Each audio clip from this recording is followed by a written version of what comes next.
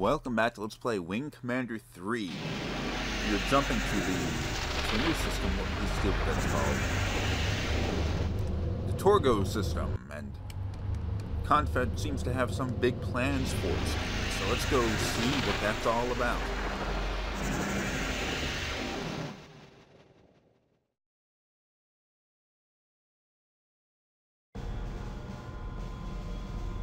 Rollins. Let him be made around here.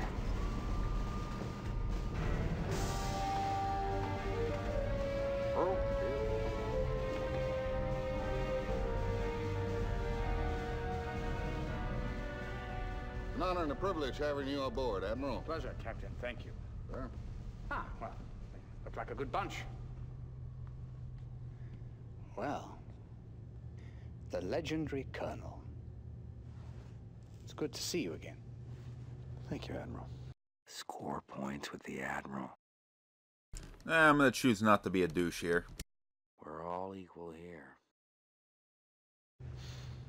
But there are no legends aboard this ship, just pilots trying to get the job done.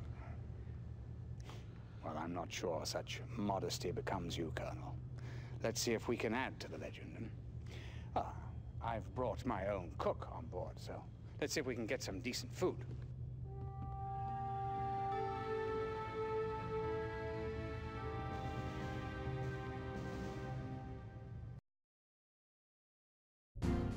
Okay, so Admiral Tolwin has come aboard the Victory. Why would he do that? Isn't this ship a complete piece of garbage?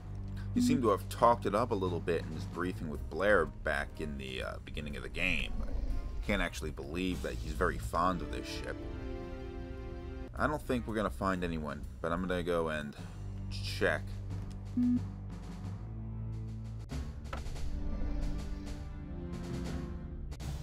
Oh, Flint. Okay.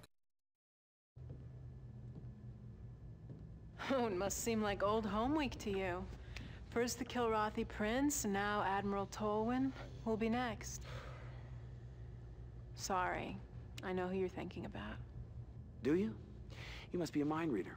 No, I just know more about your history than you might be aware of. She's a colonel in covert ops, right? How did you become such a student of history? That was my weapon growing up. Being the girl, I had to have something to get an edge. And one thing I know about my history is that you and the Admiral have crossed paths more than a few times. She can see Tolwin's a jerk. Yeah, that's true. Bumped heads is more like it. And he knows history too. Plus every rule and regulation. Yeah, he just doesn't know the human heart. I can't argue with you there, Flint. Blair's history with Tolwin goes back to the earlier Wing Commander games, where Blair was considered was blamed for the destruction of the Tiger's Claw and that kind of stuff. So it seems to be no matter what Blair does, Tolwin's always up his ass about something. Welcome, Colonel. As you may or may not know, we are currently en route to the Torgo system, where we will rendezvous with destiny. Gentlemen, I give you the Confederation's finest achievement, the Behemoth. After a decade of secret research and development, our greatest minds have created the device that will spell doom for the Kilrathi. Behemoth is a series of linked, superconducting energy amplification conduits, focusing an output of 500 million gigawatts into one lancing point. Any target at the end of that point is destroyed. Even a planet? Yes, Captain. Even a planet. We would have liked another year or two for testing and development, but unfortunately circumstances have forced me to deploy the weapon now. And might I ask why, Admiral? Well, you should know the answer to that more than anyone else, Colonel. The classified and bitter truth is that Confed has been losing the war this past year. If the current trend continues, the Kilrathi will be walking on the Earth in 6 months, maybe less. So, the Behemoth must be pressed into service earlier than anticipated. Because of this accelerated deployment, the ship's defensive systems are, well, how can I put this, somewhat incomplete. There are a few soft spots located here and here. Where the shields are thin, there's been no time to complete keel mounts or laser turrets. I expect you to be especially aware of these areas, Colonel. It'll be your job to protect and defend this ship. This should be looked upon as the Confederation's last-ditch effort to win the war outright. Yes?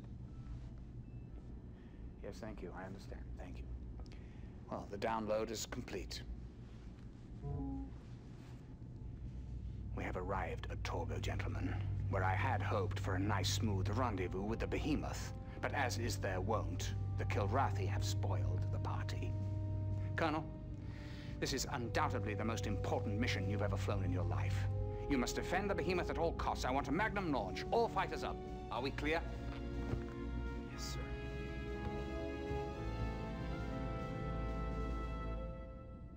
Okay, we are in a hurry. The Behemoth is under attack.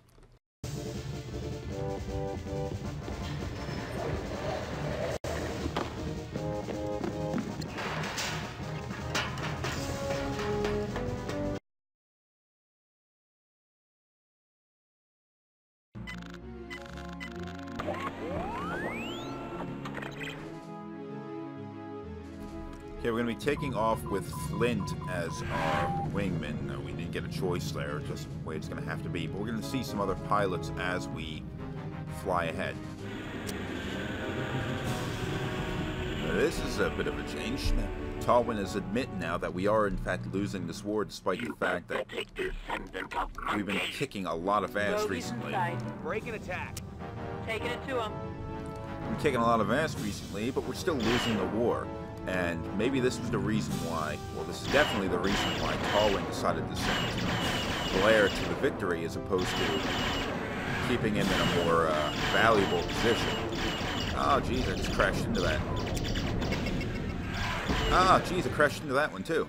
I'm going too damn fast for these guys. It did seem a little bit strange that such a valuable pilot as Blair would have been given to a little escort carrier that's 100 years old, and no one really is putting much stock in that. But okay, now it kind of makes sense. I guess he was sending Blair there to see if he can bring the Victory up into shape, and then it would be useful for this defending the Behemoth mission. But the Behemoth itself is a powerful but vulnerable weapon that... I can't shake this catch. Let's flash. Bogey's in sight. Break and attack. Taking it to him. So hey, the Behemoth can maybe win the war for us. Wouldn't have to be running around destroying a bunch of fighters and stuff. Now, something you may notice here is that the enemy fighters are going down a lot easier than they were in other episodes, and there's a reason for that. What had happened was when I reached the end of Disc 2 and I tried transferring over to Disc 3, I found that I wasn't able to. The latest version of the EPSXE emulator, version 1.8, for some reason wasn't able to swap discs, which is a little bit weird because I had thought that one of the big improvements to this version of the emulator was the disc swapping feature had been much improved. It was buggy before, and it was supposed to have gotten better, but for some reason it didn't work. So I had to go and switch back over to the version. Switch back over to a previous version of the emulator, which didn't have all the... when I tried doing that, it didn't work quite so well, because I had to... the save games and the save stage and all that were a little bit weird. So I had to go and start from a few missions back. And in order to play for that so much quicker, I went and I lowered the difficulty settings. And I found out that, although I'm still having to play the missions and all that, I got through them so much quicker. And that was one of my complaints with my issues with the earlier episodes was I had to spend so much time running around shooting, especially these damn bastards that were difficult as hell to shoot down, that I had to end up cutting the camera and then moving on. The episodes ended up being 6 minutes long. It was really irritating. So I'm pretty damn sure that I could beat the game on the highest difficulty setting. So I'm not really feeling too bad about lowering it or anything like that. This is just a more action-packed version of the same stuff. And fewer awkward camera cuts because I can fight through these fleets, these fighter wings, in a couple of minutes rather than spending like 20 minutes or so doing it. So here we are, the Karathi are going to keep sending in more and more enemy fighters. Ah, jeez. I keep sending in more and more because I don't know if they're aware of what the behemoth is, but they want it dead. Oh, now you got it. Now you're dead.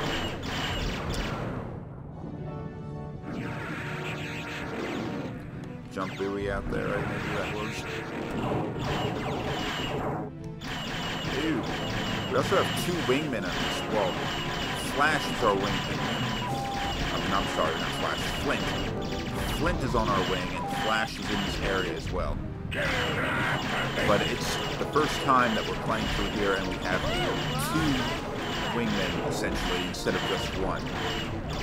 And that's something we're going to see later on in the game. We're going to start fighting, having more missions where we have more than 1 person on our wing. One less kill rat.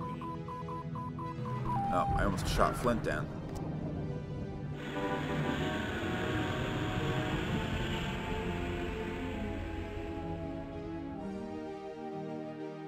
Sure, use some help, buddy. Vagabond! Bogeys in sight. You break and attack. Break and attack. Taking it to him. Yeah, I ordered the... Taking it to him. Okay, we got it the first time. No, just these things. Little stealth fighters. Now, the Confederation does have stealth technology, but we're not going to see it utilized until later on in the game. So don't get too excited about that.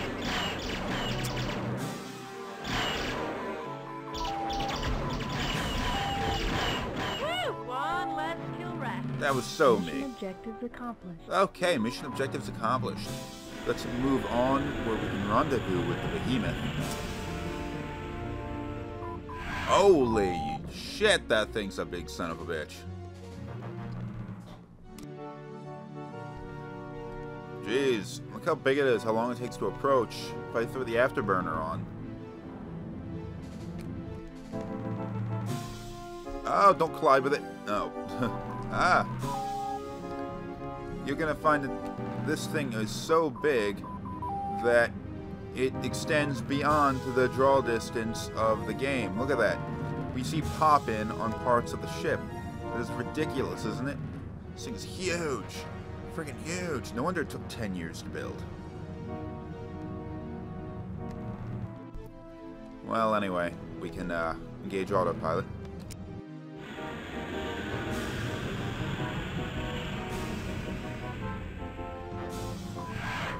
Oh, way too fast, way too fast, way too fast.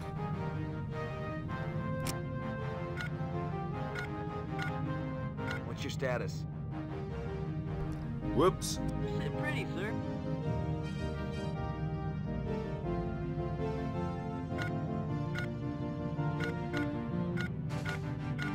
Turn to base. Negative, Colonel. Do what I say. What's your status? All systems go.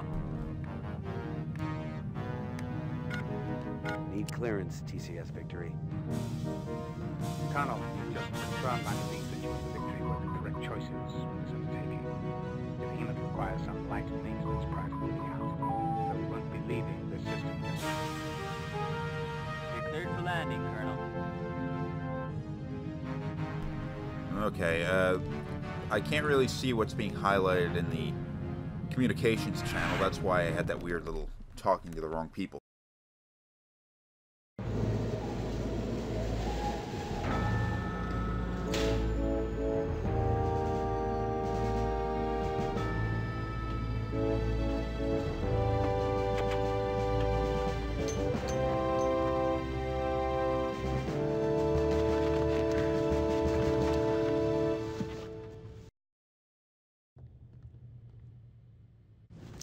Pretty slick flying, sir. Thanks, Chief.